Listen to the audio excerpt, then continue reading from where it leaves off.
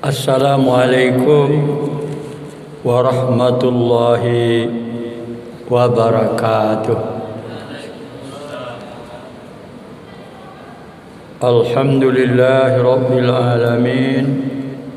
Wassalatu wassalamu ala asyrafil anbiya'i wal mursalin Sayyidina Muhammadin wa ala alihi wa ashabihi ajma'in. A'udzu billahi minasy syaithanir rajim. Bismillahirrahmanirrahim. Khatamallahu ala qulubihim wa ala sam'ihim wa ala absarihim ghishawah wa lahum adzabun azim. Fi qulubihim maradun fazadahumullahu marada wa lahum adzabun alim bima kanu yakdzibun. Shadaqallahul azim. Bapak-bapak, ibu-ibu jamaah zuhur Masjid Raya Sumatera Barat yang dirahmati Allah, alhamdulillah, segala puji dan syukur kita persembahkan kehadirat Allah Subhanahu wa ta'ala, karena yang berhak menerima segala pujian dan sanjungan itu hanya Allah Subhanahu wa ta'ala. Maka kita berkewajiban menyampaikan rasa syukur dan sanjungan kepada Allah Subhanahu wa ta'ala. Kemudian mari kita bacakan salawat dan salam untuk Nabi kita Muhammad sallallahu alaihi wasallam. Mudah-mudahan kita menjadi umatnya yang terbaik. Amin. Bapak, Ibu sekalian, pada kaji kita siang ini adalah dua ayat yang kita ambil tadi, yaitu dari surat Al-Baqarah ayat 7 dan juga dari surat Al-Baqarah ayat 10. Bapak-Ibu sekalian, di dalam Al-Quran Allah sering membicarakan tentang hati. Di kaji kita menyangkut masalah hati itu. Kaum muslimin rahimakumullah, hati ini adalah penggerak. Bila hati menginginkan sesuatu, dia mendorong untuk mengerjakan sesuatu itu. Tetapi bila hati itu melarang, dia tidak akan bekerja sesuai dengan kehendaknya. Maka hati itu sangat menentu di dalam tubuh kita, sehingga Allah berulang-ulang kali menyebutkan kata hati itu. Qulub atau qalbun itu berulang-ulang disebutkan. Di surat Al-Baqarah ini ada 3 kali yang berdekatan Allah sebut tentang hati itu. Pertama, hati yang tertutup. Yang kedua, hati yang sakit. Yang ketiga, hati yang keras. Kaum muslimin rahimakumullah, ini akan jadi ukuran bagi kita, bagaimanakah hati kita. Pertama, hati yang tertutup, yaitu hati orang kafir. Tertutup pintu kebaikan baginya. Telinganya tidak mau mendengar kebaikan. Matanya juga tidak mau melihat kebaikan karena dia tertutup. Na'udzubillah min zalik. Hal-hal yang seperti itu bisa saja pindah menjadi penyakit juga bagi kita umat Islam bila kita juga tergolong kepada yang hatinya tertutup itu. Namanya khatam. Khatamallahu ala qulubihim. Allah tutup hati mereka.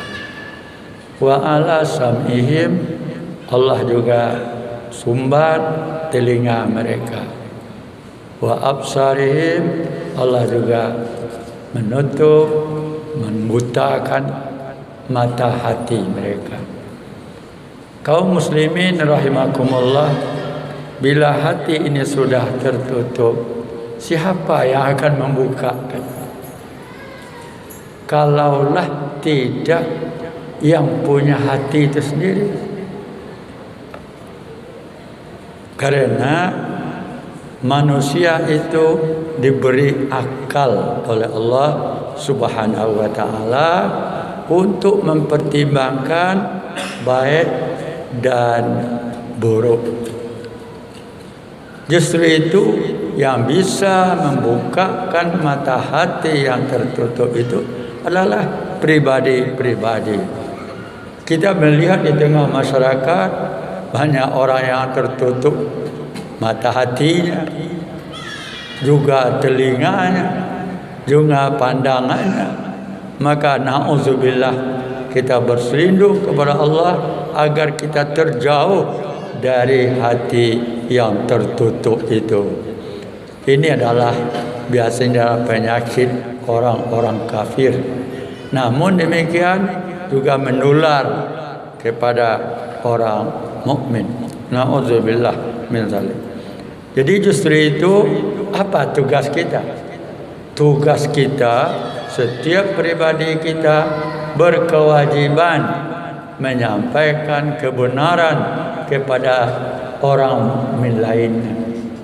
Balighu anni walau ayah. Pandai-pandai kita menyampaikan pesan-pesan agama kepada orang. Di dalam pergaulan sehari-hari, di kelompok-kelompok mana kita berada, ajaklah orang itu ke jalan Allah. Karena setiap kita berkewajiban menyampaikan yang benar kepada kawan kita, tetangga kita. Justru itu perlu kita sampaikan agar mudah-mudahan hatinya yang tertutup itu terbuka. Kaum muslimin rahimakumullah, nur inilah yang akan kita tunggu-tunggu. Dengan nur itu, hati yang terbuka itu, maka negeri ini insyaallah akan selamat. Yang kedua, hati yang sakit, fi qulubihim maradun fazadahumullahu marada. Ada hati itu sakit. Adakah orang menyadari bahwa hatinya sakit? Kadang-kadang tidak. Barangkali tidak ada. Malah dia pernah berkata, sakit hati dan rupanya ada pengakuan dari seseorang yang menyatakan hatinya sakit. Sakit telinga dan menangakan keceknya itu. Sakit saja. Sakit. Justru itu ada gejala-gejala sakit hati itu pernah terungkapkan kepada orang lain. Jadi justru itu ibu-ibu bapak sekalian, perlu kita instruksi diri kita, apakah hati saya ini termasuk sakit atau tidak. Siapa yang akan mengobat hati yang sakit itu? Juga kita.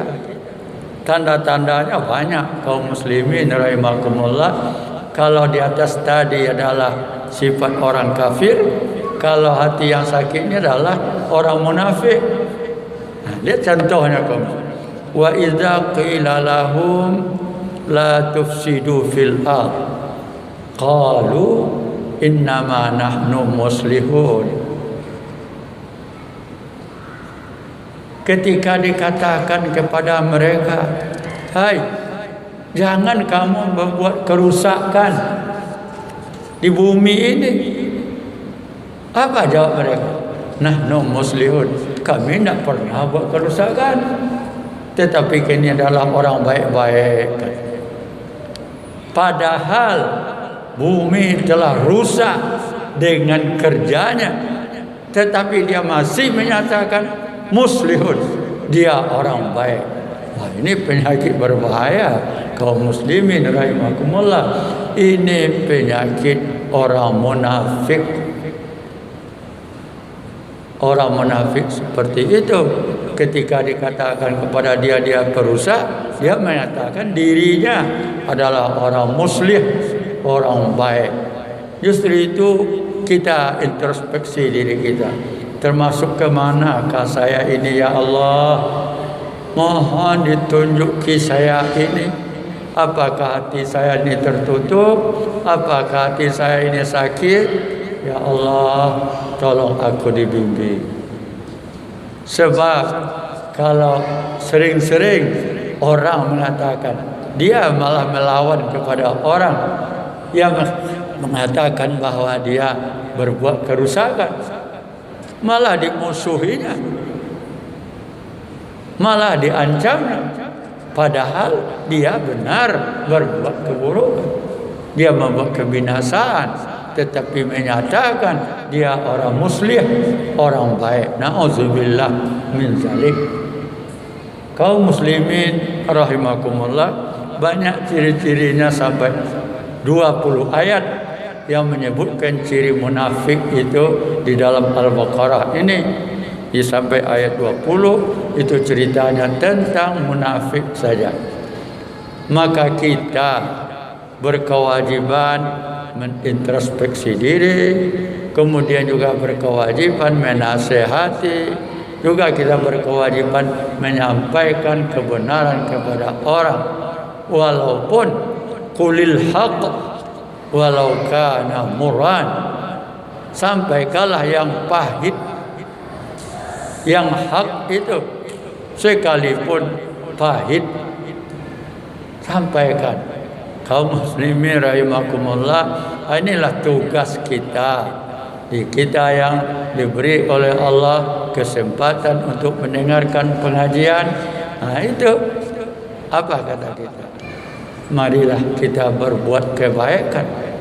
Kenapa kebaikan yang dibuat? Umur kita sangat sedikit, masa kita sangat sedikit sekali dibanding dengan masa yang akan datang. Masa yang sedikit inilah yang akan kita perbaiki, karena masa yang akan datang sangat lama, abadan, selama-lamanya. Katakanlah kita berbuat kebaikan hari ini, paling-paling berapa tahun? Kalau usia 70, berapa lama kita berbuat kebaikan? Katakanlah 70 tahun. Baru 70 tahun. Di dalam kubur berapa lamanya? Kaum muslimin rahimakumullah, sampai justru itu kita taburkan benih-benih kebaikan. Jauhilah sifat-sifat munafik. Nauzubillah. Yang ketiga, summa qasat qulub. Hati orang itu ada yang keras, bagaikan batu, au asyadda qaswa, lebih keras dari batu. Nanti ulang-ulang lihat Bapak Ibu sekalian dalam surah Al-Baqarah ini, di hati manusia itu bagaikan batu. Fahiya kal hijarah au asyaddu qaswa. Hati orang seperti batu, bayangkan. Bahkan lebih keras dari batu. Dari batu bisa pecah batu tadi, keluar air, mengalir air di situ. Dan juga dari batu itu tuh keluar air yang tawar. Dan dari batu itu juga kesejukan kepada orang. Dan batu itu walaupun keras, dia sering runtuh dari tempatnya, gugur dari gunung, dari bukit. Kenapa? Min khasyatillah, karena takut kepada Allah. Batu itu. Justru itu kita memohon kepada Allah, jangan hati kita menjadi hati batu. Maka tak dapat tidak, kita harus berdoa kepada Allah agar kita dengan hati yang kita cari, hati yang bagaimana? Hati mukmin. Kita carilah hati mukmin. Apa cirinya? Iza tuliyat alaihim ayatuhu zadatuhum imana. Bila dibacakan kepada mereka ayat Allah, pertama iza zukirallahu wajilat qulubuhum. Bila disebutkan Allah kepada mereka, hatinya gemetar. Teringat olehnya akan kemuliaan Allah, teringat olehnya akan nikmat Allah, dan teringat olehnya akan azab Allah. Maka hatinya menjadi gemetar dan jatuh rindunya kepada Allah. Ini hati mukmin. Ada orang menangis di malam hari. Apa yang ditangiskan? Bukan karena tidak makan, dia kaya. Bukan tidak minum, airnya cukup, rumahnya mewah, kendaraannya cukup. Apa yang ditangiskannya? Yang ditangiskannya, ya Allah, apakah saya ini diterima sebagai hamba-Mu? Sampai itu yang dirisaukan orang. Ya Allah, apakah saya ini Engkau terima sebagai hamba-Mu?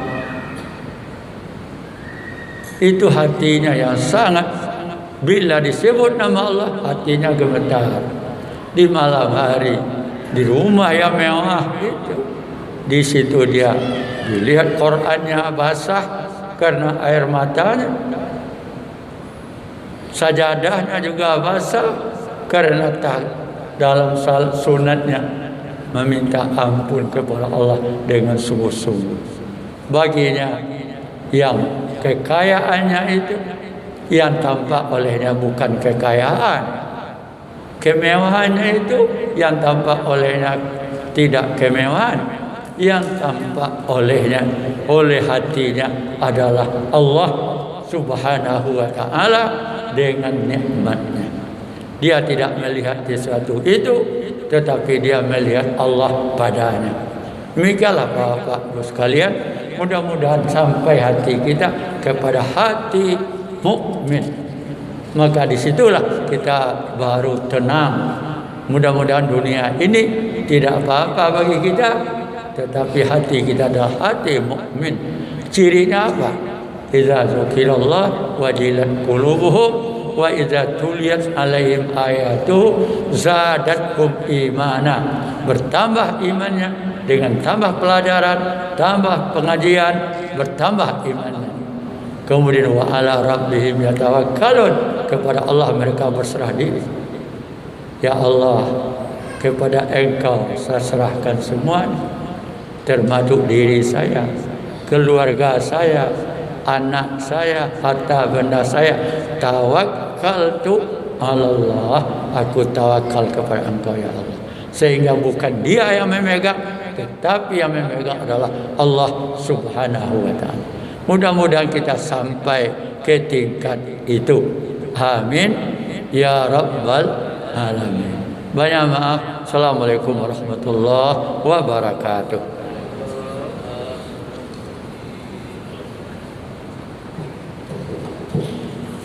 Allahu Akbar, Allahu Akbar. Asyhadu an la